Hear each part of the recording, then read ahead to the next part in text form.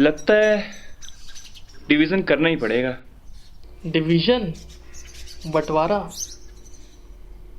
पहले 1905 में, फिर 47 में। तब सिर्फ सरहदें पटी थी, मगर अब कहीं यूपी के छोटे छोटे टुकड़े तो कहीं बिहार के। सब बढ़ता जा रहा है, सब बढ़ता जा रहा है। सही कहा आपने। अब आज वो लोग कहाँ रहे जिन्होंने अपने से ज्यादा देश की परवाह की, जैसे राष्ट्रपिता महात्मा गांधी। बापू ने बिना किसी इच्छा, बिना किसी स्वार्थ के देश की सेवा की। सपनों के भारत देश का उनका सपना अधूरा ही रह गया।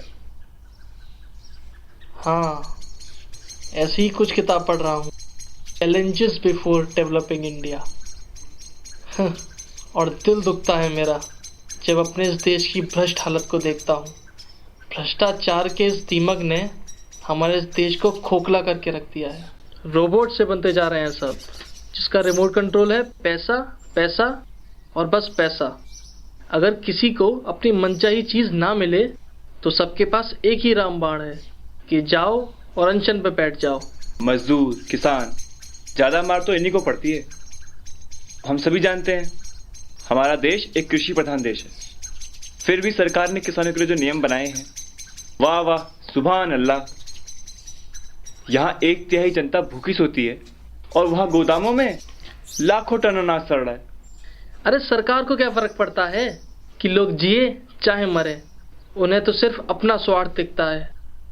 So called government of India पता नहीं किसे गवर्न करने, देश को या अपने स्विस बैंक के खातों को या अपनी तिजोरियों को। अरे सब चोर है, किसी को किसी से मतलब नहीं है। सच तो यहाँ जिंदा रह ही नहीं सकता। हाँ, नेशनल एम्बलम के नीचे लिखा होता है सत्यमेव जयते, लेकिन यहाँ तो सिर्फ जीत जरूरी है।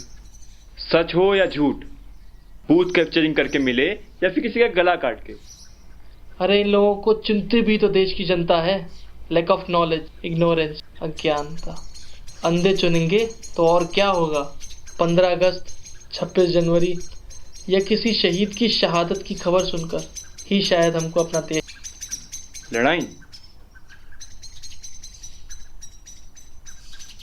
लड़ाई से तो भारत और चीन की सन 1965 की लड़ाई याद आती है, जब हिमालय को काटकर चीनी भारत में घुस आए थे। What a wastage of money. अगर सब ये समझ जाएं कि ये पैसा, ये देश जिसके लिए हम लड़ रहे हैं, सब यहीं रह जाएगा तो कितनी शांति हो जाए।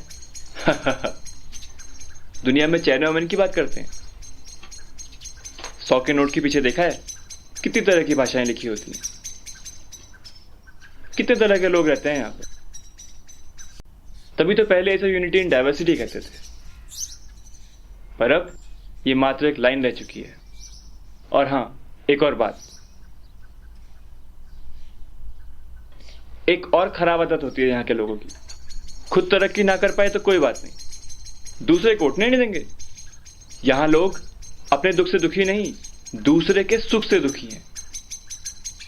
हाथ से हाथ मिला के चलने को कोई राजी नहीं है।